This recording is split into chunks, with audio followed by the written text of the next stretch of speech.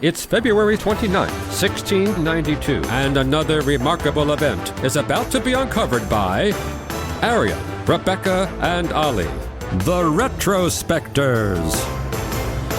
She's possessed by the devil because she's sweaty, fidgets a lot, and refuses to bow her head during prayer. That may sound like I'm describing every adolescent girl in the world, but these symptoms were cause enough today in history in 1692 for a doctor to diagnose the presence of Satan in Salem, Massachusetts, leading to America's most famous witch trials. Yeah, the cousins Abigail Williams and Elizabeth Parris, who were aged 11 and 9 respectively, began to enter what looked like trance-like states and to suffer from these convulsive seizures in January of 1692. And by late February, prayer, fasting, and medical treatment had failed to relieve their symptoms or to quiet their shouting that was labelled blasphemous that accompanied their fits.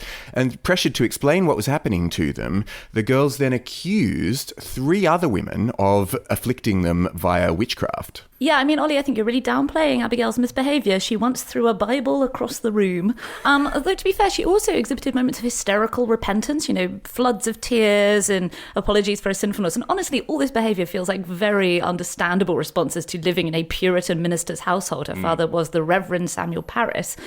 And also, when you read the descriptions of how the phenomenon spread to other girls in the settlement, they were reported to be exhibiting similar twitching tics and fits. It feels a bit like you read about how TikTok Tourette's is a thing. That people are watching videos of people who do have Tourette's and then themselves starting to experience what feel to them like real tics in response. It's definitely a sort of mass hysteria element. But, the girls were put under adult questioning. And so they were pressured to identify these tormentors who were causing this. And so it was on this day that the first arrest warrant was issued for what would come to be known as the Salem Witch Trials. And the people at whom they pointed the finger were 3 women who really stood out in the homogenous, very repressed Puritan community. One of them was Tituba, who was an enslaved Indian woman who lived in the Reverend Samuel Parris's house as a servant and who spent time with the girls. The other 2, Sarah Goode and Sarah Osborne, looked the most like textbook witches. Like if you're a 9-year-old girl and you look around your Puritan settlement at which women around me seem the most poor, powerless, and or foreign, then it would be these 3 women, right? Sarah Goode, Sarah Osborne, and our slave, Tituba. And this is what you see as the witchcraft epidemic goes across Salem, really. The women against whom suspicions were raised were often the women who in some way had stepped out of a conventional box. They had too little money, they had too much money, they had too many children, they had not enough children. They were a bit weird, they asked for money, they were middle-aged but they looked older. I was literally like a child's idea of which are the women that feel a bit weird to me. Yeah, and who have they heard adults in their family complaining about? Yeah, I mean, taking a step back, a witchcraft craze had swept through Europe from the 1300s to the late 1600s, which led to the execution, as we've discussed before, of tens of thousands of people, primarily women. The OG witches. Yeah, right. And the Salem trials really took place just as the European craze was winding down.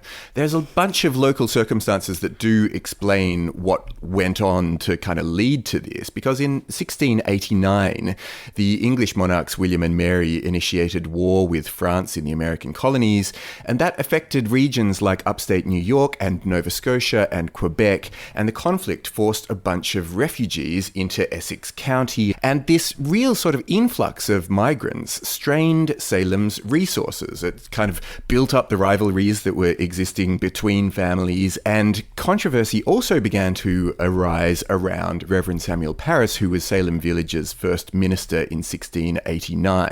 He was known for being a really rigid stickler to detail and a great persecutor of anyone who he regarded as being greedy. And the Puritan villagers attributed the conflicts in the village to the devil's influence. But it was Parris's daughter Elizabeth and niece Abigail who started having these fits. Yeah, I mean, Parris was preaching to a community that sincerely did believe in spectres and the devil, and believed that if anything was going wrong, it was the presence of the devil. Parris himself had even once in a sermon blamed Satan for it snowing that day, even though he was in Massachusetts in winter. So they were very willing to see the devil around. But of course, that then meant that when this scenario unfolded in his own house, it was actually a convenient excuse as to why the parish had been falling apart.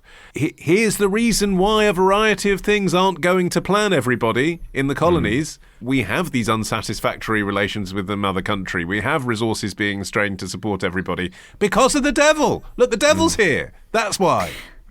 Yeah, and Sarah Goode, who was one of these first 3 women accused of witchcraft, really would have seemed to that congregation like the embodiment of everything that was going wrong with Salem. She had an appalling reputation around town. She would go around begging kind of argumentatively and aggressively, and if people did give her money, she didn't seem grateful for it. She didn't come to church. She would later say it was because she had no decent clothing to wear. This was a very homogenous community that was based around households living in houses, being industrious, being thrifty, working hard.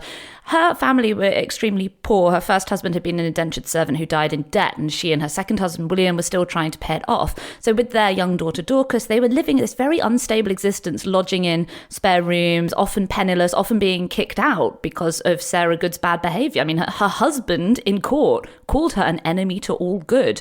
She wasn't a sympathetic character at all. She had a wart on her nose. She made green stew. Yeah, exactly. She had really rubbed the townsfolk the wrong way for a long time at this point. So when she was mentioned, of course, you can imagine that Abigail and Elizabeth would have heard adults around them talking about Sarah Goode and how dreadful she was and, what a blight her family were on the town. And possibly being related to the devil. Yeah. Because that's the kind of language they spoke in. Oh, she's the devil's work. And actually, it was her 5-year-old daughter, Dorcas, who was really the most sympathetic victim of all. Dorcas was initially accused of being a witch herself, a 5-year-old child. And she was also coerced or coached into supporting the accusations against her mother. She told a lot of fantastical tales.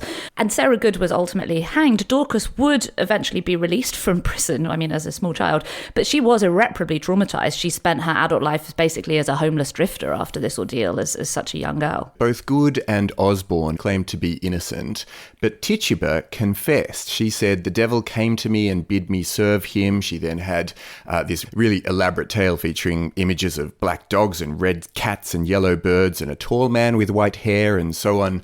So there was a real sort of sense that there was at least some witchcraft going on in the town because here was someone who had confessed to it. But then charges started being sort of pushed around willy-nilly when the colony's deputy governor, Thomas Danforth, who had at first supported the idea of having these witchcraft hearings, his wife ended up being accused, at which point he was like, "Oh, no, maybe we should dissolve this court altogether." Yeah. It was fine when it was just every weird-looking middle-aged spinster facing a death sentence because a child had pointed a finger at them, but not my wife. Yeah. But by now, the efforts of Phipps, the governor of the colony, to shut down the trials was already too late. The madness was out of hand and accusations were flying in absolutely every direction. And though he did actually manage to dissolve the courts, already by this stage, 19 men and women had been hanged on Gallows Hill, and Giles Corey, the husband of Martha Corey, who was 71, he himself was one of these people who was pressed to death in 1692 because he had refused to submit himself to a trial at all, and at least 5 of the accused died in jail. Even animals fell victim to the mass hysteria, with colonists in Andover and Salem Village killing 2 dogs that they believed to be linked to the devil. So it just kept spreading in absolutely every direction despite people's efforts to put the fire out. Well, until eventually it did calm down and people slowly came to realise what they'd done when they declared January the 15th a day of official humiliation. What they did is they prayed to God for forgiveness on the basis that Satan had caused the whole thing.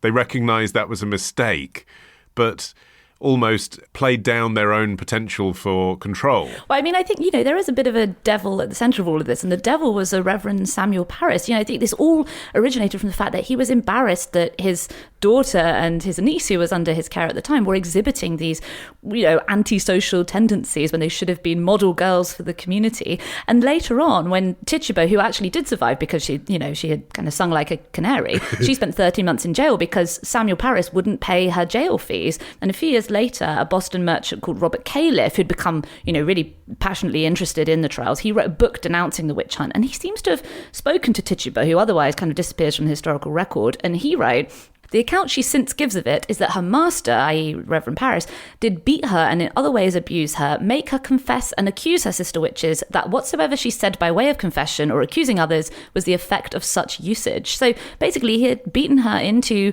making all of these crazy claims and eventually costing lives of 20 people because he was embarrassed that his daughter and niece weren't behaving the way they should be. The efforts of atonement, though, took so long to actually play out because in 1711 the colony passed a bill restoring the rights and good names of many of the accused, as well as granting a total of just £600 in restitution to their heirs. But it wasn't until 1957, more than 250 years later, that Massachusetts formally apologised for the events of 1692. Yeah, well, it was 329 years that the family of Elizabeth Johnson Jr. had to wait. She was the last convicted witch whose name was yet to be cleared, and that was in July 2022. They were like, can we get a payout because we'd really like to buy some new broomsticks and cauldrons? Yeah.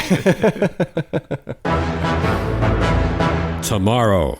Advertisers couldn't see the audience in it, and the music industry saw it as a direct threat. Ditch the ads and get a Sunday episode when you join Club Retrospectors. Patreon.com/Retrospectors.